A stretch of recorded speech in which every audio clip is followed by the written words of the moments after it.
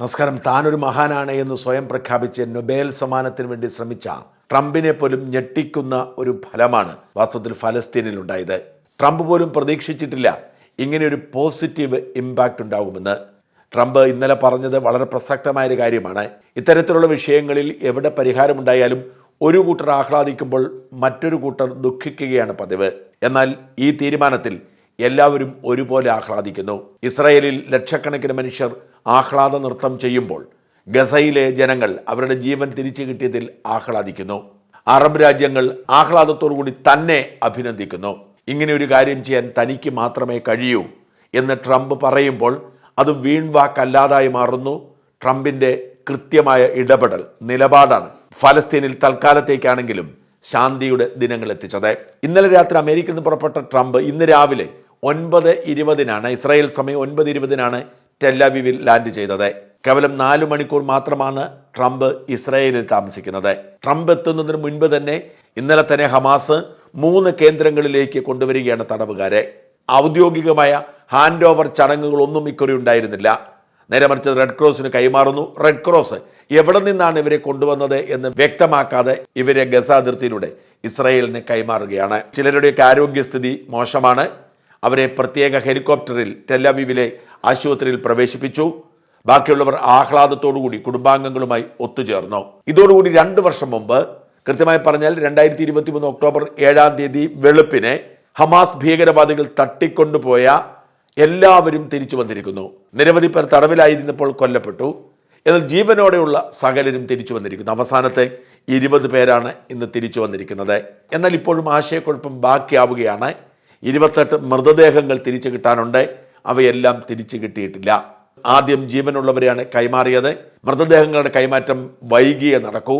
എന്നാൽ 28 പേരുടെയും മൃതദേഹങ്ങൾ കണ്ടെത്താൻ കഴിഞ്ഞിട്ടില്ല എന്നാണ് ഇപ്പോൾ ഹമാസ് തന്നെ സ്ഥാപിക്കുന്നത്.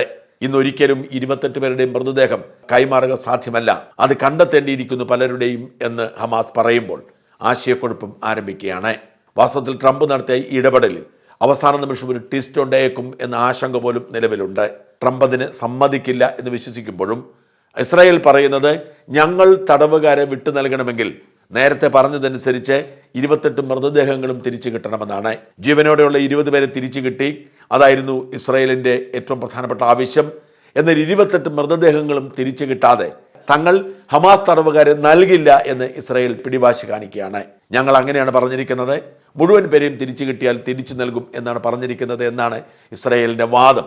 എന്നാൽ ട്രംപ് അതിനോട് ശരിവയ്ക്കുന്നില്ല. മുഴുവൻ പേരെയും കൈമാറുന്നതിന് താമസമെടുക്കാം, കുഴപ്പമില്ല. എന്നാൽ അടിയന്തരമായി നേരത്തെ പറഞ്ഞതനുസരിച്ച് 250 തടവുകാരെ വിട്ടയക്കണം എന്ന് ഇസ്രായേലിനോട് ട്രംപ് ആവശ്യപ്പെട്ടിട്ടുണ്ട്. എന്നാൽ ഇസ്രായേൽ പറയുന്നത് ഞങ്ങളെങ്കിൽ 1772 പേരുണ്ട്. ഒക്ടോബർ 7 ശേഷം പിടിച്ചുകൊണ്ടുപോയ, അറസ്റ്റ് ചെയ്ത, ജയിലിലടച്ച 1772 പേരുണ്ട്. അവരെ വിട്ടയക്കാം.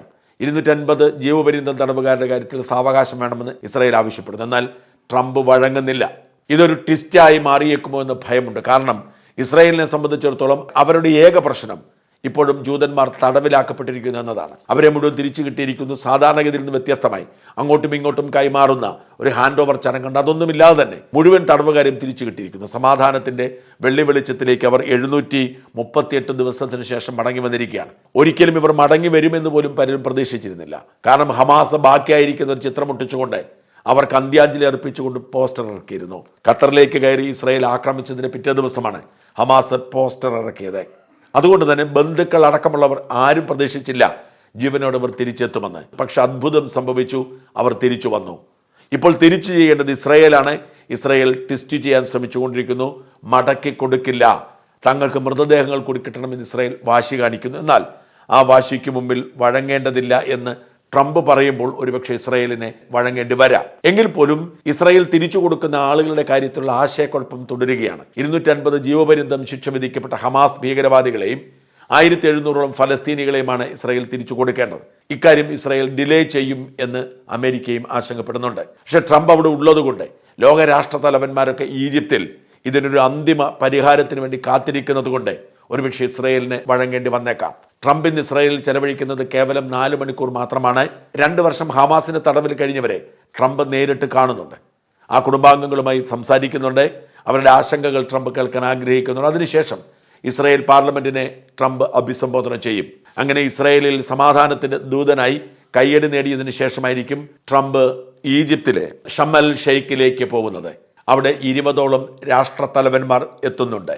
ഈജിപ്തിന്റെ പ്രസിഡന്റും ട്രംപുമാണ് ഈ അന്താരാഷ്ട്ര ഉച്ചകോടിക്ക് നേതൃത്വം കൊടുക്കുന്നത്. ഖത്തറിന്റെയും UAEയുടെയും സൗദി അറേബ്യയുടെയും തുർക്കിയുടെയും പാകിസ്ഥാന്റെയും ഇന്തോനേഷ്യയുടെയും ഒക്കെ നേതാക്കന്മാർ അവിടെ എത്തുന്നുണ്ട്. കൂടാതെ ബ്രിട്ടന്റെയും സ്പെയിനിന്റെയും ഇറ്റലിയുടെയും പ്രധാനമന്ത്രിമാർ, ഫ്രഞ്ച് പ്രസിഡന്റ് തുടങ്ങിയവരൊക്കെ എത്തുന്നു. 20 പേർ ഈ ട്രംപിന്റെ 20 ദിന പദ്ധതി ചർച്ച ചെയ്യുകയാണ്. 20 ദിന പദ്ധതിയിൽ ഏതൊക്കെ നടപ്പിലാക്കാൻ കഴിയും, എങ്ങനെ നടപ്പിലാക്കും, താൽക്കാലിക വെടിനിർത്തലിന് ശേഷം ഗാസയുടെ ഭരണം എങ്ങനെ തുടങ്ങിയ കാര്യങ്ങളിൽ ചർച്ച നടത്താൻ വേണ്ടിയാണ് യോഗം വിളിച്ചു ചേർന്നിരിക്കുന്നത്.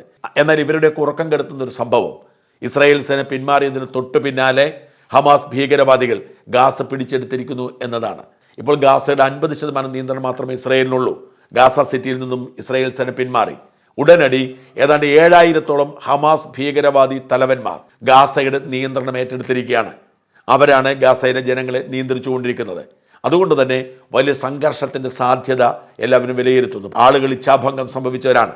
ഹമാസിന് പിടിയിൽ നിന്നും രക്ഷപ്പെടാൻ കഴിയുന്നില്ല. ഇപ്പോഴും ഹമാസ് തന്നെ നിയന്ത്രണം ഏറ്റെടുത്തിരിക്കുന്നു. മാത്രമല്ല, ഒരു വീടുകളില്ല, അവർക്ക് ഉപജീവന വഴികളില്ല, അവർക്ക് എങ്ങനെ ജീവിക്കണമെന്ന് അറിയില്ല. അന്ന് മാത്രമല്ല, ഹമാസ് പ്രതികാര നടപടിയുമായി രംഗത്ത് വരും. ഇസ്രായേലിനെ സഹായിച്ചവർ എന്ന നിലയിൽ പലരെയും കണ്ടെത്തി കൊല്ലാനുള്ള നീക്കം നടത്തുന്നുണ്ട്. അതുകൊണ്ട് തന്നെ ഗസയെ കാത്തിരിക്കുന്ന ഒരു വലിയ ആഭ്യന്തര ലഹളയായിരിക്കും. ഗസയിൽ ഇനി അസമാധാനത്തിന് ദിനങ്ങളായിരിക്കുമെന്ന് ആശങ്കപ്പെടുന്നവരുണ്ട്. ഇത്തരം കാര്യങ്ങളൊക്കെ ചർച്ച ചെയ്ത് ഗസയുടെ ഭാവി നിശ്ചയിക്കാനുള്ള നീക്കമാണ് ഇപ്പോൾ ഈജിപ്തിൽ നടക്കുന്നത്. ആ യോഗത്തിലേക്ക് ഇസ്രായേലിന് ക്ഷണമില്ല, ഫലസ്തീനും ക്ഷണമില്ല. ബാക്കി രാജ്യങ്ങളാണുള്ളത്. പാശ്ചാത്യ രാജ്യങ്ങളും അറബ് രാജ്യങ്ങളും ഒരുമിച്ച് ചേർന്ന് പരിഹാരത്തിന് ശ്രമിക്കുകയാണ്. ശനിയാഴ്ച മാത്രമാണ് ഇന്ത്യൻ പ്രധാനമന്ത്രി നരേന്ദ്രമോദിയെ യോഗത്തിലേക്ക് ക്ഷണിച്ചത്. അതിനു മുമ്പ് അങ്ങനെ ഒരു ക്ഷണമുണ്ടായിരുന്നില്ല. അവസാന നിമിഷം ക്ഷണം കിട്ടിയതുകൊണ്ട് മോദി അത് നിരസിച്ചു. പകരം ഇന്ത്യയുടെ ഒരു വിദേശകാര്യ സഹമന്ത്രിയെ അയച്ചിട്ടുണ്ട്. എന്നാൽ സുപ്രധാനമായ നീക്കങ്ങളാണ് ഇപ്പോൾ ഈജിപ്തിൽ നടക്കുന്നത്. ഒടുവിൽ പശ്ചിമേഷ്യയിൽ സമാധാനം കൈവന്നു എന്ന് പ്രതീക്ഷയുണ്ട്. എന്നാൽ ആ പ്രതീക്ഷ വിജയിക്കുമോ എന്നറിയണമെങ്കിൽ ഇസ്രായേൽ ഇനിയുള്ള നാളുകൾ എങ്ങനെ കൈകാര്യം ചെയ്യും എന്നറിയണം. ഇസ്രായേലിനെ സംബന്ധിച്ചിടത്തോളം ഹമാസിനോട് വിട്ടുവീഴ്ചയുമില്ല. ഹമാസിന് അന്ത്യം കുറിച്ചതിന് ശേഷം മാത്രമേ തങ്ങൾ അവസാനിപ്പിക്കുന്ന വാശിയുണ്ട്. അതുകൊണ്ട് തന്നെ ഹമാസിന് ഏതെങ്കിലും തരത്തിൽ അംഗീകാരവും തുടരാനുള്ള അധികാരവും കൊടുത്താൽ ഇസ്രായേൽ വഴങ്ങില്ല. ഇസ്രായേലിനെ സംബന്ധിച്ചിടത്തോളം മുഴുവൻ ബന്ദികളെയും വിട്ടയച്ചതുകൊണ്ട് ഇനി എന്തും ചെയ്യാനുള്ള ധൈര്യമുണ്ട്. ആകെ അവർ ശ്രമിക്കുന്നത് ട്രംപുമായി പ്രശ്നമില്ലാതെ മുമ്പോട്ട് പോകണമെന്ന് മാത്രമാണ്. എന്തായാലും സംഘർഷം പൂർണ്ണമായും അവസാനിച്ചു എന്ന് പ്രതീക്ഷിക്കാൻ വകയായിട്ടില്ല. വരും ദിവസങ്ങളിൽ അറിയാം എന്താണ് സംഭവിക്കാൻ പോകുന്നതെന്ന്.